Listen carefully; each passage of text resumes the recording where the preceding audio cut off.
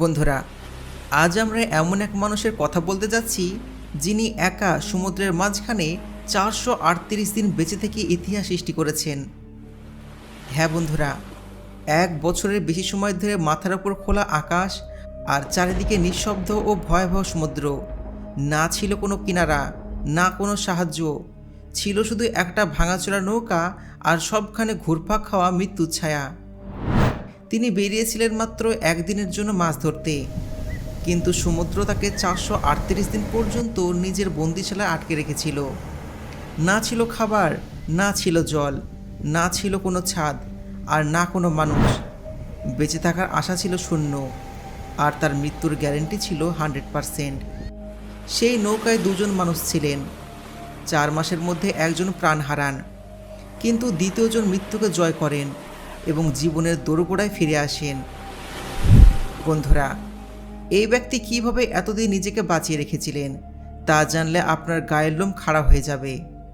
তবে ভিডিওটি শুরু করার আগে চ্যানেলকে সাবস্ক্রাইব অবশ্যই করবেন, কারণ আপনারা সাবস্ক্রাইব করলে আমরা নতুন ভিডিও বানাতে আরও মোটিভেশন পাই। তো চলুন শুরু করা যাক আজকের ভিডিও।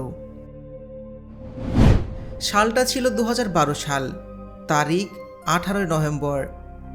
মেক্সিকোর দক্ষিণ উপকূলে অবস্থিত একটা ছোট্ট শহর ইজি জাপান। এর সকালটা ছিল শান্ত ও স্বাভাবিক। সূর্য ধীরে ধীরে সমুদ্রের দিগন্ত ছাপিয়ে উপরে উঠছিল এবং সমুদ্রকে শান্ত দেখাচ্ছিল। জোসে আলভেরাঙ্গো, বয়স ছিল 36 বছর। মেক্সিকোর এই শহরে তার ছোট্ট মেয়ের সাথে থাকতেন। তিনি এবং তার সঙ্গী এজিকুয়েল কার্তাবো, বয়স ছিল 22 বছর। তিনি একজন পেশাদারী মৎস্যজীবী ছিলেন। জোসের মাছ ধরার দীর্ঘ বছরের অভিজ্ঞতা ছিল, কিন্তু এজিকুয়েল ততটা দক্ষ ছিলেন না। তিনি সম্প্রতি এই কাজের জন্য জোসের সঙ্গে যুক্ত হয়েছিলেন। তাদের কাজ ছিল মাছ ধরা এবং বাজারে তা বিক্রি করে মুনাফা অর্জন করা। গত কয়েকদিন ধরে তারা মাছের দাম ভালো পাচ্ছিলেন, কিন্তু খুব বেশি মাছ ধরতে পারছিলেন না। তাই এবার তারা ঠিক করলেন যে সমুদ্রে একটু গভীর পর্যন্ত যাবেন, যেখানে বড় আকারের মাছ পাওয়া যায় এবং তা ভালো দামে বিক্রি করা সম্ভব। তাদের পরিকল্পনা ছিল মাত্র একদিনের জন্য যাওয়া। কিন্তু জোসে যখন যাত্রার জন্য তৈরি হলেন, এক অভিজ্ঞ জেলে তাকে সতর্ক করলেন, আজকে যাস না, সমুদ্রের মেজাজ ঠিক লাগছে না। কিন্তু জোসে তার কথাটিকে হালকাভাবে নিল। আমরা মাত্র কয়েক ঘন্টার মধ্যে ফিরে আসব, দ্রুত মাছ ধরবো, দ্রুত বিক্রি করব, আর দ্রুত টাকা কামাবো। এরকম করে হাসাহাসি করলেন। এরপর জোসে এবং এজিকুয়ে তাদের ছোট্ট 7 মিটার লম্বা নৌকা চড়ে বেরিয়ে পড়লেন, যাতে ছিল মাত্র একটা ইঞ্জিন, একটা ছোট্ট রেডিও, মাছ রাখার জন্য কিছু বরফের বাক্স আর সামান্য খাবার। তাদের লক্ষ্য ছিল সমুদ্রের প্রায় 120 কিলোমিটার গভীরে যাওয়া, কিন্তু তারা কল্পনা করতে পারেনি যে এই দূরত্ব তাদের 438 দিন পর্যন্ত জীবন আর মৃত্যুর মাঝে দুলতে বাধ্য করবে। শুরুর দিকে সব কিছু ঠিকঠাক ছিল, মাছ পাওয়া যাচ্ছিল।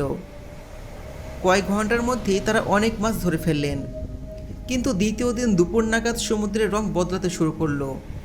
আকাশ কালো হয়ে গেল, ঢেউ উত্তাল হতে শুরু করলো এবং বাতাস প্রচণ্ড বেগে বইতে লাগলো। এরপর শুরু হলো ভয়ঙ্কর ঝড়, এমন ঝড় যা টানা 2 দিন চলল এবং তাদের ভাগ্য পুরোপুরি বদলে দিল। ঢেউয়ের ঝাপটায় নৌকা আঁচড় খেতে শুরু করলো, ইঞ্জিন বন্ধ হয়ে গেল এবং রেডিও বিকল হয়ে গেল। তাদের কাছে যোগাযোগের কোনো মাধ্যম ছিল না, না তীরের সাথে, না অন্য কোনো জাহাজের সাথে। ঝড় এতটাই বিপজ্জনক ছিল যে ঢেউগুলো নৌকার উপর দিয়ে বয়ে যাচ্ছিল। প্রাণ বাঁচানোর জন্য তারা নৌকার সব মাছ সমুদ্রে ফেলে দিলেন, যাতে নৌকাটি হালকা হয়ে যায় এবং ডুবে যাওয়া থেকে বাঁচতে পারে। তাদের ইচ্ছা ছিল ঝড় থামা মাত্রই ফিরে যাওয়ার, কিন্তু মানুষ যতই চতুর হোক না কেন, প্রকৃতির সামনে শেষ পর্যন্ত অসহায়। এই ঝড়ের মাত্র 2 দিনে তাদের নৌকা প্রায় 400 কিলোমিটার দূরে ভেসে গিয়েছিল, খোলা মহাসাগরের দিকে, যেখানে চারিদিকে শুধু পানি আর পানি, কোনো সাহায্য নেই। ঝড়ের পর সমুদ্র শান্ত হলেও তাদের আসল লড়াই এবার শুরু হলো। খাবার শেষ হয়ে গিয়েছিল, পানীয় জলের জন্য এখন তাদের বৃষ্টির পানি জমা করতে হচ্ছিল, কখনো হাত দিয়ে, কখনো নৌকার কোনো কোণা থেকে। ক্ষুধা মেটানোর জন্য তাদের সমুদ্রে ভাসমান পাখি, কচ্ছপ এবং কখনো কখনো মাছ ধরতে হতো, যা তারা কাঁচা খেয়ে নিতেন। জোশের অভিজ্ঞতা ছিল, কিন্তু এজেকিয়েলের শরীর ধীরে ধীরে ভেঙে পড়ছিল। সে খুবই তরুণ ছিল, কিন্তু মানসিক ও শারীরিকভাবে এত বড় লড়াইয়ের জন্য সে প্রস্তুত ছিল না। তবুও 4 মাস ধরে সে জোশের সাথে প্রতিদিন লড়াই করে গেছেন। ক্ষুধার্ত থেকেছেন, রোদে পড়েছেন, ঝড়ের সাথে লড়াই করেছেন, আর বেঁচে থাকার আশায় বুক বেঁধেছেন। কিন্তু 4র্থ মাসের পর তার শরীর হার মানল। অসুস্থতা তাকে পুরোপুরি ঘিরে ধরল এবং ধীরে ধীরে সে কথা বলা বন্ধ করে দিল। জোশে আপ্রাণ চেষ্টা করলেন তার সঙ্গীকে বাঁচিয়ে রাখতে, কিন্তু এই সমুদ্রে কোনো ডাক্তার ছিল না, কোনো ওষুধ ছিল না এবং কোনো উপায়ও ছিল না। এরপর একদিন এজেকিয়েল চিরতরে শান্ত হয়ে গেল। জোসেকে নিজের হাতেই তার দেহ সমুদ্রে ভাসিয়ে দিতে হলো। তার সঙ্গী যে 4 মাস ধরে তার সাথেই ছিল, সে আর রইল না। এখন জোসে পুরোপুরি একা হয়ে গেলেন।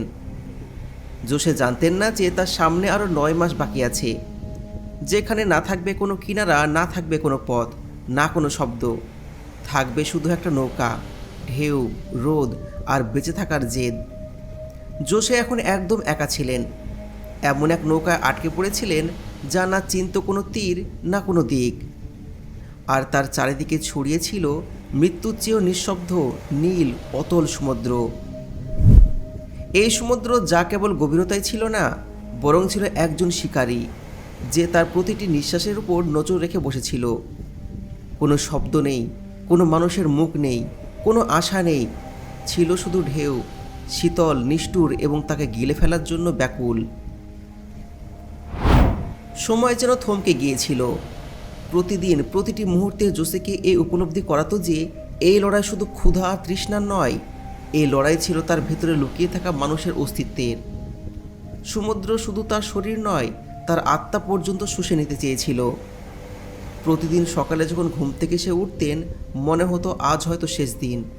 আর প্রতি রাতে আকাশের দিকে তাকিয়ে ভাবতেন, এটাই কি আমার শেষ রাত?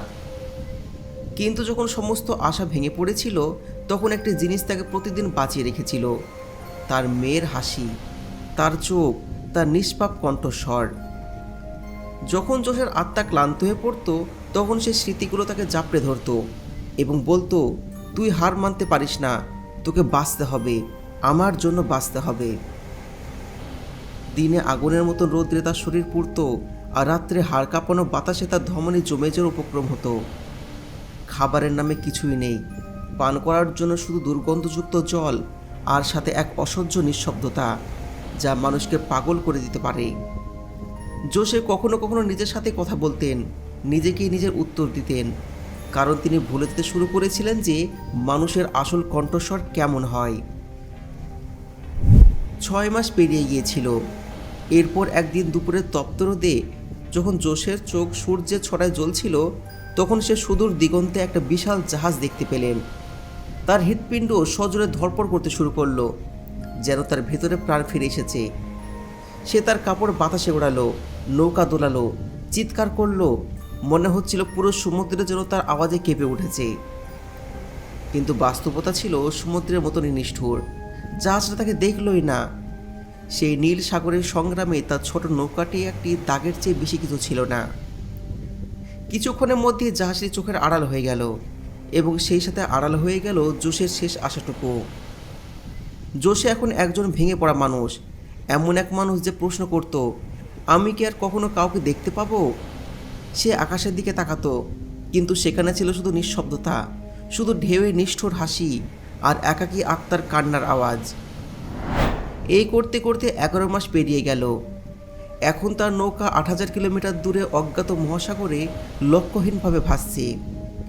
এমন এক সমুদ্র যা পৃথিবীর মানচিত্রে কোনো নাম পায়নি, এবং জোসে যার চেহারা এখন আর চেনার যোগ্য ছিল না। চোখগুলো কটরাগত, গাল শুকিয়ে গেছে, ঠোঁট ফেটে চৌচির, আর চামড়া যেন আগুনে পোড়ানো। কিন্তু জোসে এখন আর শুধু মানুষ ছিল না, তিনি একটা অভ্যাসে পরিণত হয়েছিলেন, বেঁচে থাকার অভ্যাস।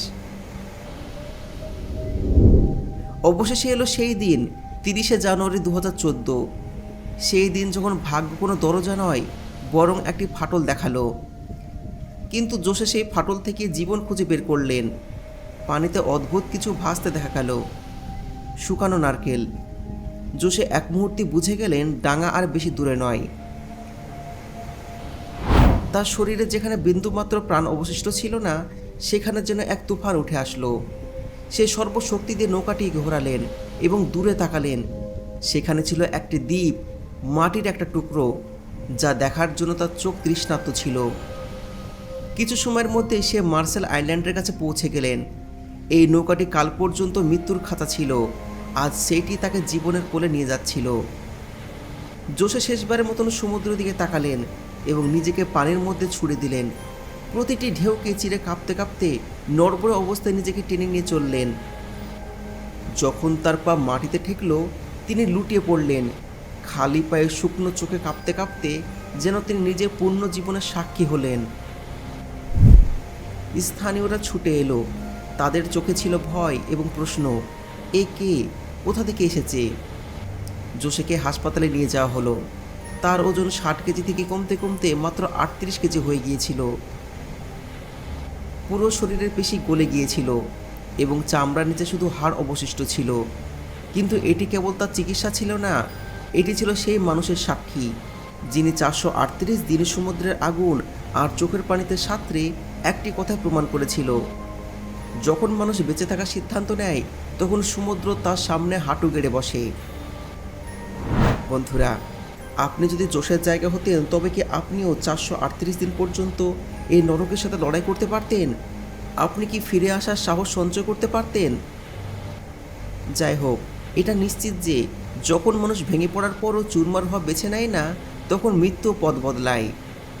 ধন্যবাদ বন্ধুরা, আপনি এই ভিডিও শেষ পর্যন্ত দেখেছেন, এর জন্য অন্তর থেকে কৃতজ্ঞতা। যদি এই কাহিনীটি আপনাকে স্পর্শ করে থাকে তবে ভিডিওটি আপনার বন্ধুর সাথে অবশ্যই শেয়ার করুন এবং চ্যানেলটি সাবস্ক্রাইব করতে ভুলবেন না, কারণ আমরা আবারও ফিরব এমন এক সত্য, রোমহর্ষক এবং আত্মা কাঁপিয়ে দেওয়া কাহিনী নিয়ে। ততক্ষণ পর্যন্ত বিদায় দিন এবং অন্তর থেকে ধন্যবাদ।